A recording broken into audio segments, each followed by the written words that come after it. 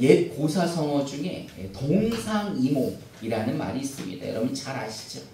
같은 자리에서 잠을 자면서도 다른 꿈을 꾼다라는 것입니다. 겉으로는 같이 행동하는 것 같지만 속으로는 각각 다른 생각을 하고 있다는 말을 이르는 말입니다. 어제 국회의사당 앞에 많은 시민들이 모였습니다. 이들이 뭐 탄핵을 외치고 투표하라 이렇게 외치면서 이렇게 농성을 집회를 가졌죠.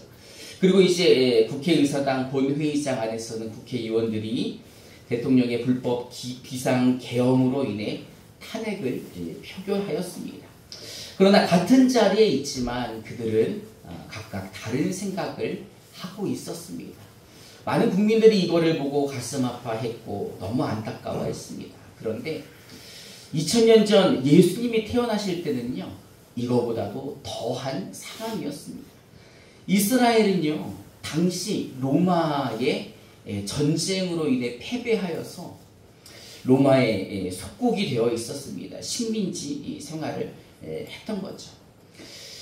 동방으로부터 박사들이 이 별을 보고 그런 유대인의 땅에 도착했습니다. 이스라엘에 도착해서 유대인의 왕으로 태어나신 아기에게 경배를 드리려고 예루살렘에 도착했습니다.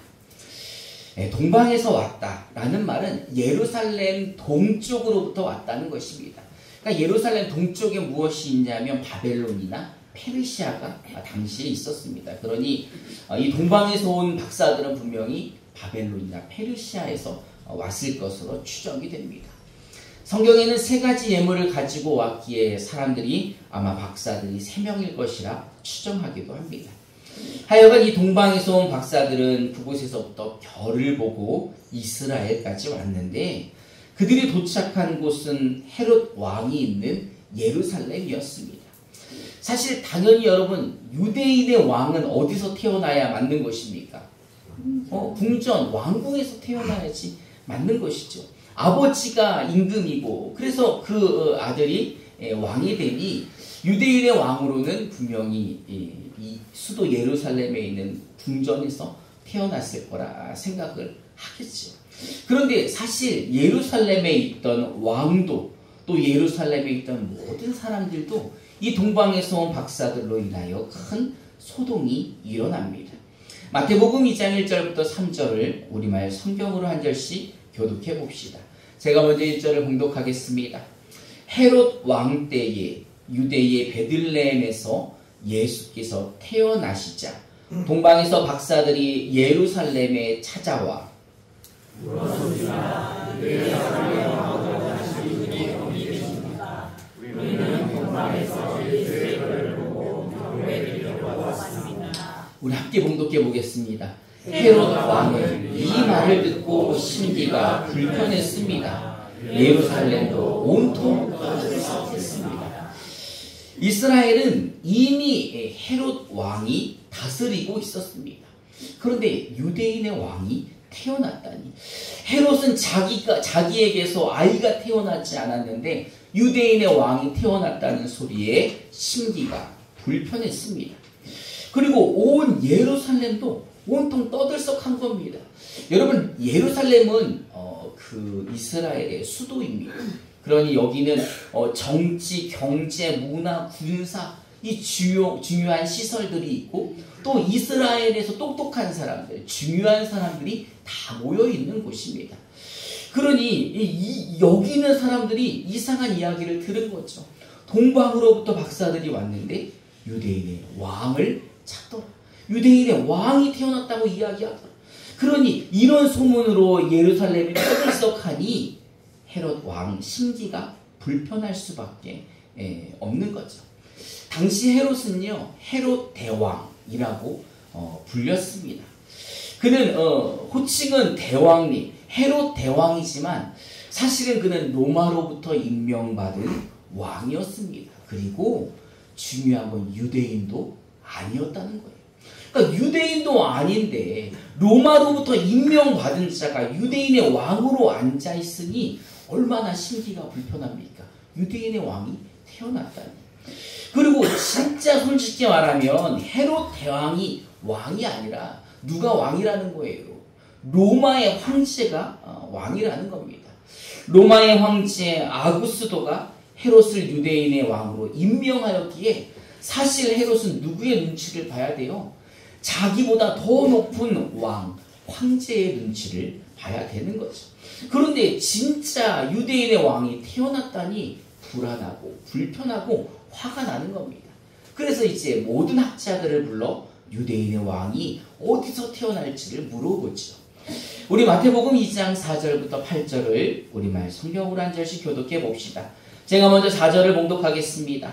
헤롯은 백성의 대제사장들과 율법 학자들을 모두 불러 그리스도가 어디에서 태어날 것인지 캐물었습니다. 그들이 대답했습니다. 유대의 베들레헴이라 예언자가 성경에 이렇게 기록해 되는구나.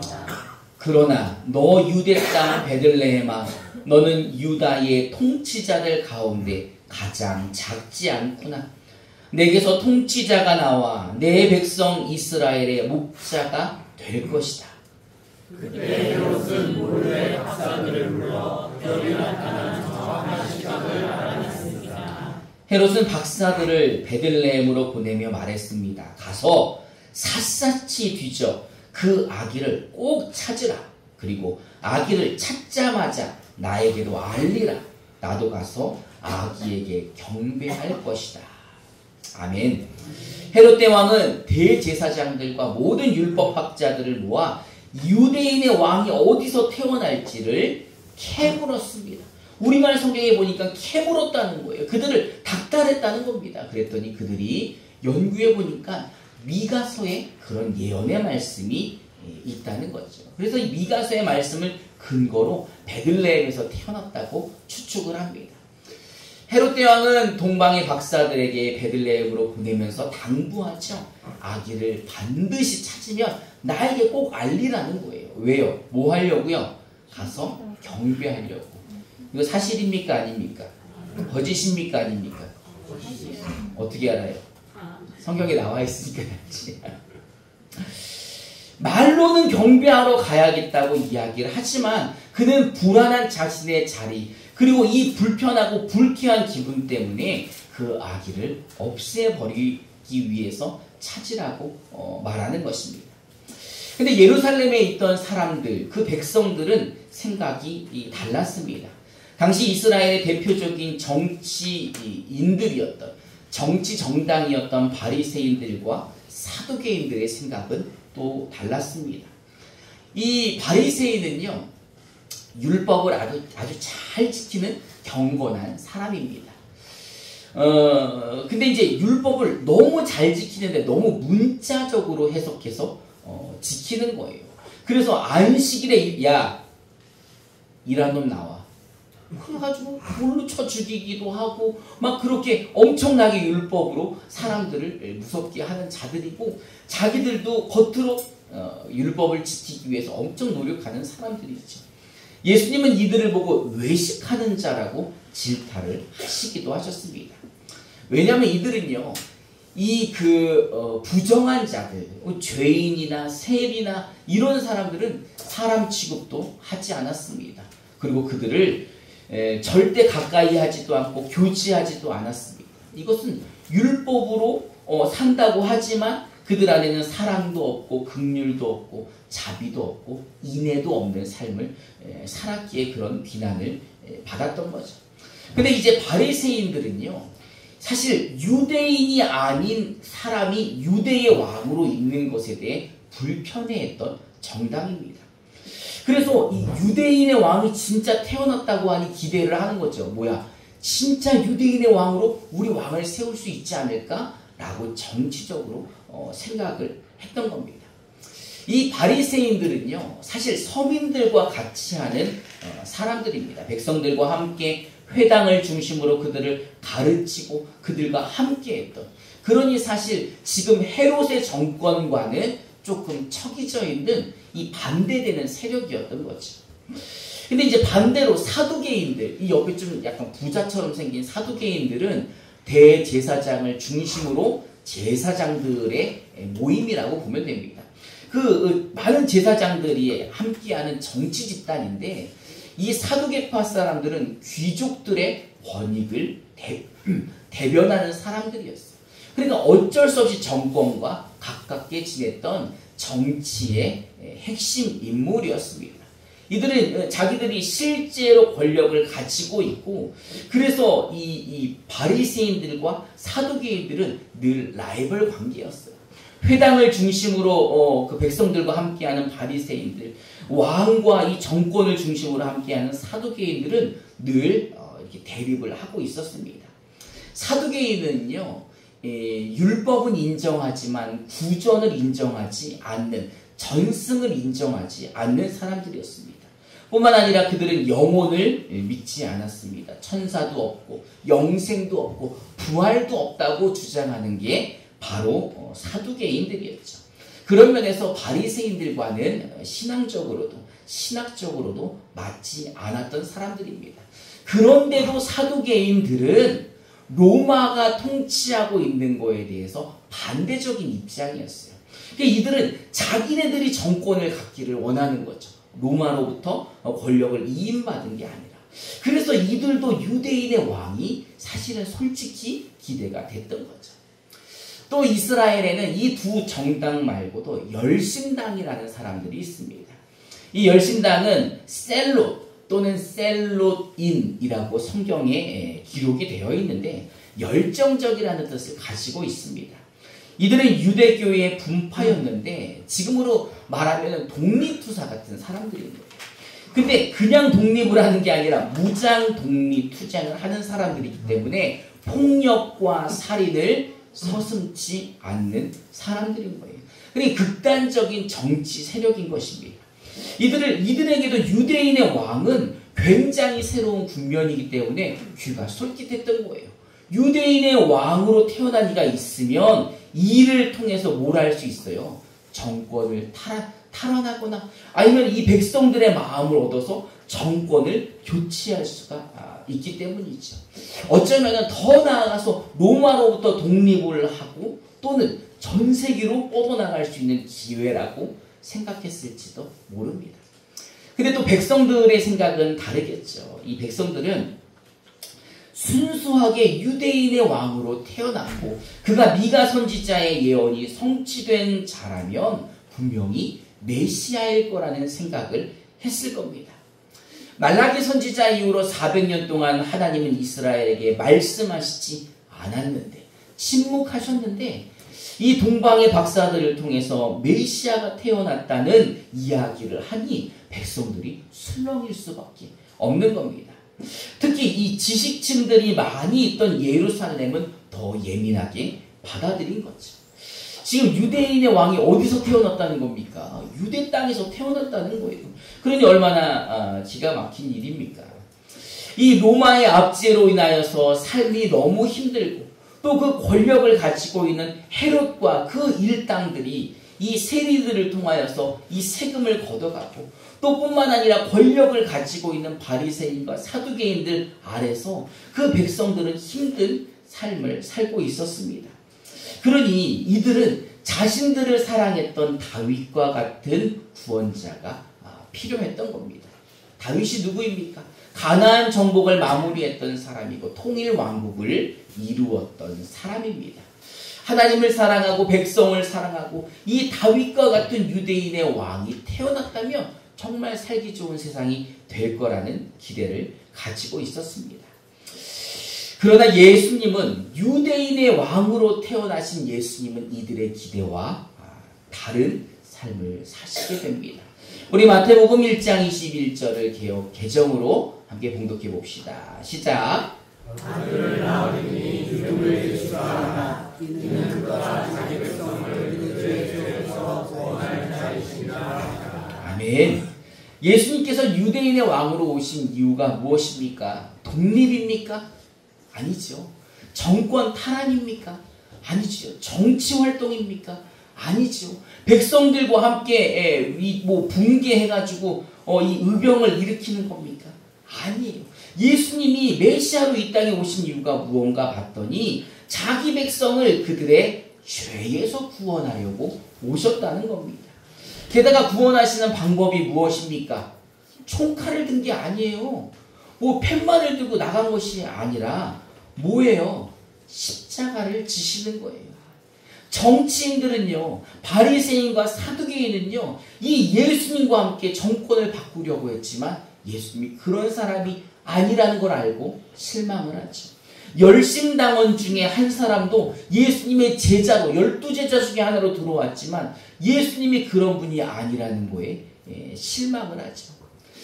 이 백성들은 예수님이 정권을 탈환해서 독립하고 예수님의 이름으로 전 세계에 이스라엘의 힘을 보여주고 예수 이름 앞에 무릎 꿇게 하고 예수 이름으로 통일하는 것이 예수님의 방법이라고, 그게 예수님이 메시아로 이 땅에 오신 것이라고 생각을 하지만 예수님의 방식은 그런 거대하고 거창한 게 아니라 뭐였다는 거예요. 자신이 죽는 거예요. 자신이 십자가에 죽는 게 예수님의 방법이었다는 겁니다. 그게 얼마나 시시합니까? 죽을 거 왜 태어나? 이런 생각하지 않겠습니까? 사람들은 그가 태어났기에 그로 인하여 무언가를 하려고 했는데, 예수를 이용하여 유대인의 왕으로 태어난 자를 이용해서 뭔가를 하려고 했는데 그의 방법은 자신이 죽는 거라는 겁니다. 근데 왜 그 방법밖에 없었습니까? 왜냐하면 그 방법만이, 예수님이 십자가에서 대신 죽는 것만이 영원한 죄와 그 형벌에서 그 백성을 구원할 수 있기 때문인 것입니다. 할렐루야. 아멘. 여러분, 하나님의 생각과 하나님의 방법은 이스라엘 백성들의 생각과 달랐습니다. 하나님은 이스라엘을 로마로부터 독립시키는 것이 아니라 그들의 정권을 탈환하기 위해서 여호수아와 같은, 다윗과 같은 전쟁에 능한 왕을 보내시지 않고 그들을 자기 백성들의 죄에서 그 죄를 해결해 줄 수 있는 하나님의 외아들 독생자 예수를 이 땅에 보내시어 그 예수가 십자가에 죽게 하시는 것이 바로 하나님의 방법이셨다라는 것입니다. 여러분, 제가 문제를 하나 내볼게요. 하나님 입장에서 전쟁을 잘하는 여호수아나 다윗 같은 왕을 보내서 헤롯의 정권을 탈환하고 로마를 무찌르고 그래서 전 세계를 다 이스라엘 발 아래 놓는 게 쉽겠습니까? 아니면 자기의 외아들을 십자가에 못 박는 게 쉽겠습니까? 뭐가 쉬울까요? 로마를 멸망시키는 게 쉽지 않겠어요? 아이고, 우리 가족 아닌데, 내 아들 아닌데 싹 다 죽여버리면 되는 거 아닙니까? 하나님의 능력으로 그냥 싹 쓸어버리면 되는 거 아니에요? 근데 아버지의 입장에서 제일 힘든 거는 뭐예요? 하나밖에 없는 외아들을 죽이는 게 힘든 것 아닙니까? 여러분, 어떤 부모가 하나밖에 없는 자식을 십자가에 죽게 하는 부모가 어디 있습니까? 그게 제일 어려운 결정 아니겠습니까? 그런데 하나님은 이 계획을 언제부터 세우셨다는 거예요? 창세전부터 하나님이 계획하셨다는 겁니다. 우리 에베소서 1장 4절부터 7절을 우리말 성경으로 한 절씩 교독해 봅시다. 제가 먼저 4절을 봉독하겠습니다. 하나님은 세상이 창조되기 전에 그리스도 안에서 우리를 선택하셔서 사랑 가운데 그 앞에 거룩하고 흠이 없게 하셨습니다. 하나님은 그분의 기뻐하시는 뜻을 따라 우리를 예정하셔서 예수 그리스도로 말미암아 하나님의 양자가 되게 하셨습니다. 이는 하나님이 그분의 사랑하시는 아들 안에서 우리에게 거저 주신 하나님 은혜의 영광을 찬미하게 하기 위한 것입니다. 그리스도 안에서 우리는 하나님의 은혜의 성성을 따라 그분의 피로 구속의 사함을 얻었습니다. 아멘. 여러분, 하나님은 우리를 자녀 삼으시기 위해 창세전부터 예수님 자기 외아들을 십자가에서 죽게 하실 대속의 계획을 가지셨습니다. 그리고 예수님의 대속으로 인해 우리의 죄를 사해 주시고 하나님의 자녀가 되게 하셨다는 겁니다. 그래서 예수님이 죄인들의 소망이며 예수님이 죄인들의 구원자가 되시는 것입니다. 할렐루야. 여러분, 우리가 예수님 때문에 죄사함을 받았다는 겁니다. 우리가 예수님 때문에 하나님의 자녀가 되었다는 겁니다. 우리가 예수님 때문에 영생을 얻었다는 겁니다.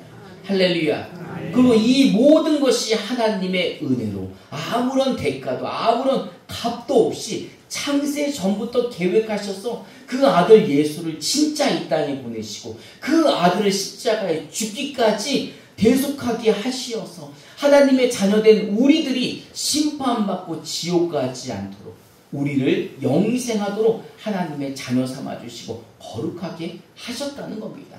그러니 우리가 해야 될 일은 뭘까요? 그렇다면 우리가 해야 될 일은 뭐예요? 지금 이 구원을 위해서 누가 다 하셨어요? 하나님이 다 하셨어요. 하나님과 예수님이 다 하셨단 말이에요. 성령님이 같이 다 하셨어요. 그러면 우리는 이 은혜에 뭐밖에 할 게 없는 거예요? 감사밖에 할 게 없는 거예요. 감사밖에. 내가 할 수 있는 게 감사밖에 없다는 겁니다. 여러분, 하나님은요, 그의 외아들, 이 독생자 예수를 우리를 위하여 죽음으로 모셨어요. 십자가에 죽게 하셨다는 겁니다. 그러기 위해서 유대인의 왕으로 태어나게 하셨어요. 유대인의 왕으로 태어나게 하시면서 궁전에서 태어나지 않고 그 시골 마을 베들레헴, 거기서도 이 마국간 말구유에서 이 유대인의 왕을 태어나게 하셨다는 겁니다. 사람들은요, 자기 마음대로 이 유대인의 왕을 해석하고 이용하려 했습니다. 하지만 하나님은요, 그런 우리를 용서해 주셨고 우리를 자녀 삼아 주셨습니다. 여러분, 자녀라는 말이 뭡니까? 자녀가 다치면 누구 책임이에요? 자녀가 잘 성장하지 못하면, 자녀가 배고파하고 있으면, 자녀가 고통받고 있으면 누가 욕을 먹습니까? 부모가 욕을 먹는 거예요. 자녀라는 말은 부모의 돌봄이 필요하다는 말입니다. 자녀라는 말은 부모가 보호해줘야 되는 존재라는 것입니다. 자녀의 안전은 누가 책임져야 되는 거예요? 부모가 책임져야 하는 것입니다. 여러분, 하나님은요, 좋으신 우리 아버지이십니다. 여러분, 믿으십니까? 하나님은 우리를 고아처럼 그냥 내버려 두지 않으시고 임마누엘, 우리와 함께 하신다는 겁니다. 우리와 함께 하면서 뭐 하시는 거예요? 우리를 지키시고 우리를 보호하시고 우리를 인도하시고 우리를 돌봐주신다는 겁니다. 할렐루야. 여러분, 지금 우리가 이 자리에 있는 것이 정말 하나님의 은혜 아닙니까? 제가 이제 어제 우리 사모하고 이렇게 이야기를 하면서, 아니 내가 올해 반백살이 됐어. 아직도 청춘 같은데 내가 그렇게 오랜 세월을 살았나? 이런 생각을 해보니까 그 긴 세월 동안 지금 이 자리에 있게 하신 게 누구라는 거예요? 하나님이라는 거예요. 그러니 그 하나님의 은혜가 얼마나 감사합니까? 그 감사하신 우리 아버지께서 그 예수 그리스도를 이 땅에 보내주시어서 우리의 소망이 되게 하시니 얼마나 감사합니까?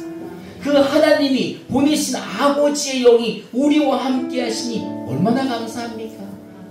우리를 지키시고 인도하시고 함께 하시니 얼마나 감사합니까? 그러니 이제 임마누엘 교회는 이 대림절 둘째 주일을 맞이하여 뭐 해야 한다고요?